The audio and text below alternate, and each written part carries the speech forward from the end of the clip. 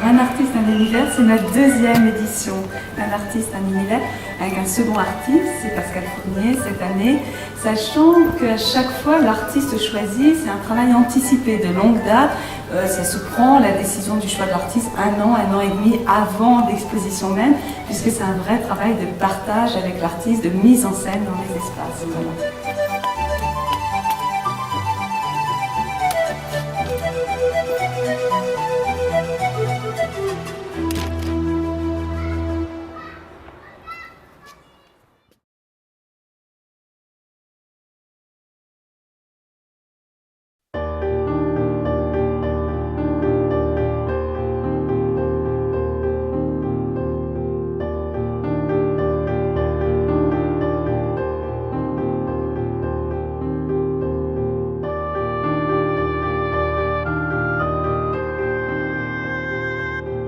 Alors, un artiste, un univers, c'est parce que nous, on a un musée d'histoire locale qui raconte l'histoire et le patrimoine de la ville de Saint-Cloud. Mais je voulais que ça soit une seule manifestation par an, très forte, avec le choix d'un seul artiste qui montre tout son univers. Alors, la rencontre avec Pascal, je m'en souviens très bien, c'était un été. Je suis allée dans son atelier et j'ai vu les oiseaux, ces fameux oiseaux dans son jardin. Et après, j'ai vu ces grandes peintures qui étaient bâchées à moitié, qu'on ne voyait pas bien.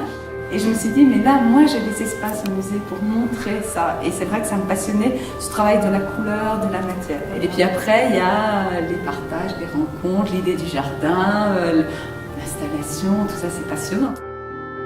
Les espaces sont grands, parce que la rotonde est quand même tout à fait impressionnante.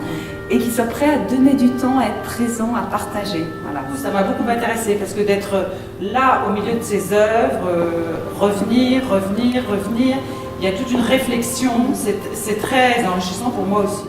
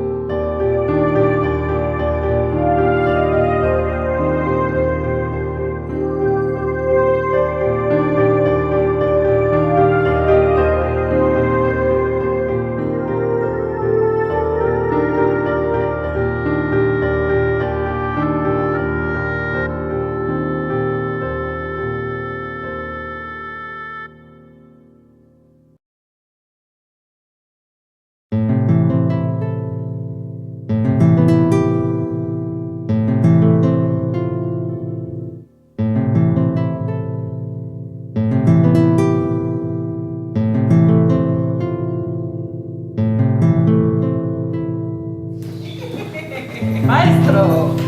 Eh bien, avec ton mauve!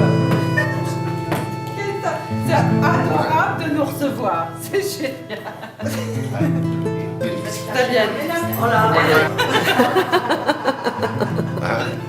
Moi, j'ai pas fait d'école d'art, donc je dis que je suis autodidacte de ce point de vue-là, mais par rapport à ma formation, c'est une bonne chose. C'est vous! C'est un regard individuel qui t'a nourri et tu n'as pas eu besoin de faire une école, oui. Tu m'as montré, tu m'as dit, je sais des choses que tu m'as fait voir, que tu m'as... Voilà, donc ça c'est ma formation, tu vois, donc c'est pour ça qu'on est là. Oui. La démarche de Pascal, elle a commencé à baigner dans le bain de l'amitié franco-argentine très tôt. Hein, j'ai démarré avec vous, non quand tu m'as connue il y a 30 ans, je faisais les costumes, mais je tenais le crayon pour moi, mais pas pour exposer, etc. Donc tout ça c'est venu avec tout le... Oui, il y a une évolution. Que tu as suivi toujours. J'ai découvert sa vocation d'après vocation. Chaque artiste a une vision. Tu vois quelqu'un travailler, et puis tu vois la somme de travail que c'est, et ça, je toujours. Donc c'est le lien. Derrière tout ça, il y a qui travaille. Et tout, je t'ai vu travailler tous les jours, toute la journée. Et si je ne travaille pas tous les jours, toute la journée, je déprime. Tu déprimes.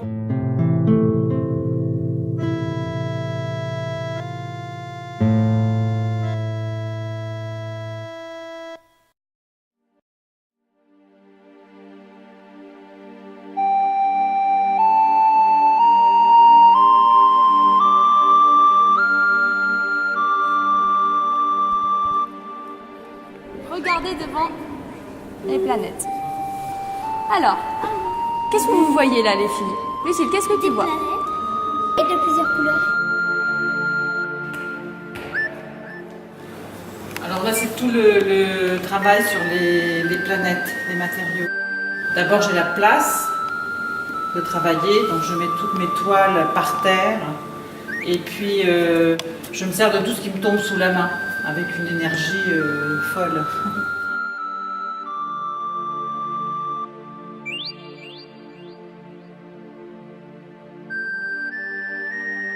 C'est un truc un peu magique, c'est un travail de fusion d'éléments entre les liants, les pigments, la terre, la colle, le sable et la toile qui est au fond, ou même le papier qui est marouflé dessus. C'est tout un travail de fusion. Quand ça marche, c'est extraordinaire. L'exposition s'appelle Envol, et en fait ça c'est l'espace, c'est le saut dans le vide. En fait c'est pratiquement le mythe d'Icare, parce que moi je me jette dans le vide, c'est comme le saut de l'ange.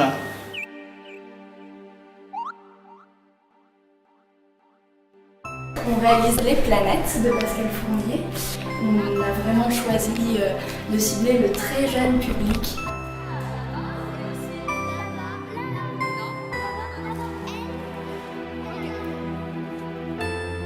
Donc ils ont créé leurs couleurs, comme l'artiste. Ils ont créé leur noir ici en broyant du charbon. L'artiste avait amené du kaolin. Ils ont vraiment créé leurs couleurs, écrasé la craie et créé donc toutes ces magnifiques planètes que vous avez autour de vous, avec du bois. Toute la matière transparaît, le sable coloré, tout est présent. On sent vraiment la matière qui jaillit de ces planètes, à l'instar des œuvres de l'artiste.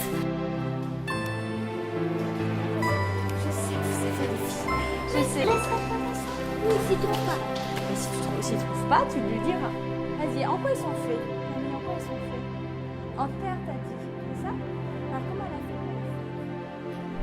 Elle les a mis dans un moule?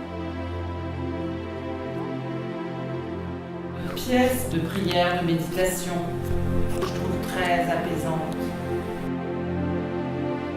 C'est très bien de se brûler les ailes, de dégringoler du firmament, ces grandes peintures bleues, de dégringoler du firmament et d'aller non seulement tomber par terre, tout ça c'est de la terre, mais même plus profond, parce que c'est le feu aussi. J'ai travaillé tout ça avec du feu, les pigments sont brûlés, les céramiques sont rebrûlées une fois, deux fois, trois fois.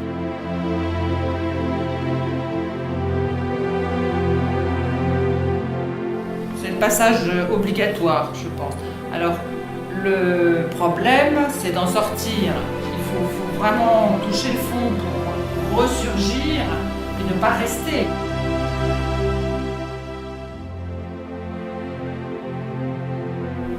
Ça, c'est des terres cuites, brûlées, rebrûlées, que j'ai cassées, que je répare. Enfin, c'est l'humain.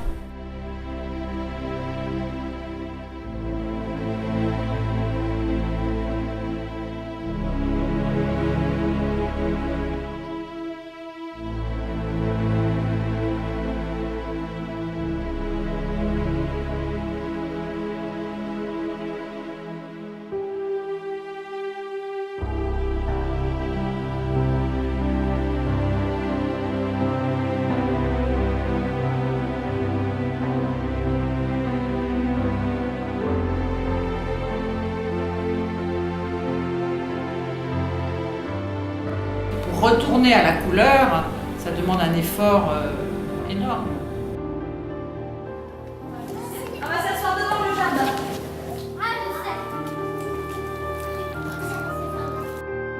Il y a des bourgeons.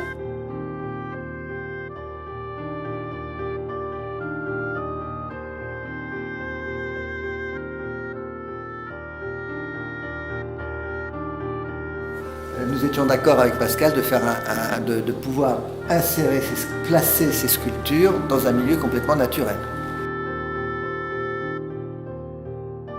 Cette exposition a lieu en hiver, je me suis dit qu'il était intéressant de garder le contexte naturel.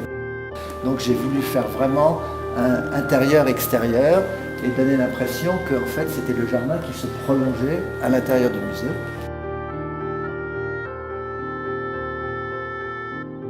Et qu'est-ce qu'on a devant nous? Des oiseaux. Des oiseaux, des femmes oiseaux. Qu'est-ce qu'elles font?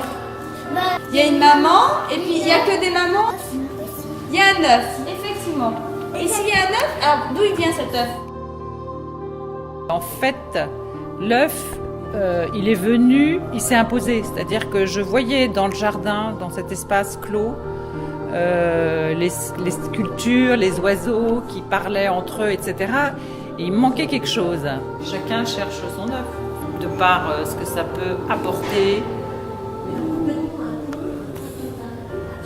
pour le futur, ce que c'est le temps, c'est-à-dire c'est l'avenir. Voilà. Tu fais des cheveux, tu lui fais des cheveux comment? Court. C'est une fille, c'est sa petite fille en fait. Ah, c'est sa petite fille.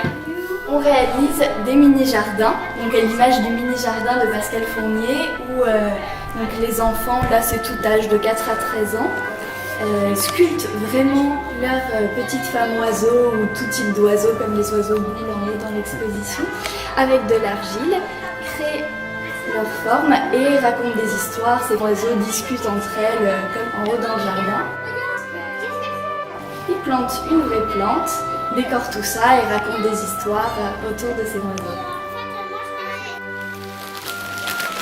Ils créent parce qu'on a vraiment des créations incroyables autour de ces fameux oiseaux, des oiseaux qui surfent sur l'eau, des grandes reines qui prennent une dimension incroyable.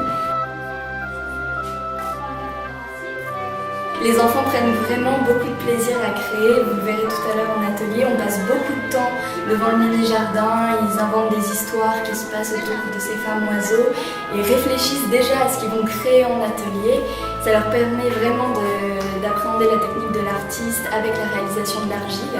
On regarde aussi des passages sur la vidéo où ils voient ces femmes oiseaux en train d'être créées, ils peuvent voir comment on manipule la matière quand c'est un peu sec, enfin, Pascal Fournier en parle, et voilà, il recrée vraiment tout ça.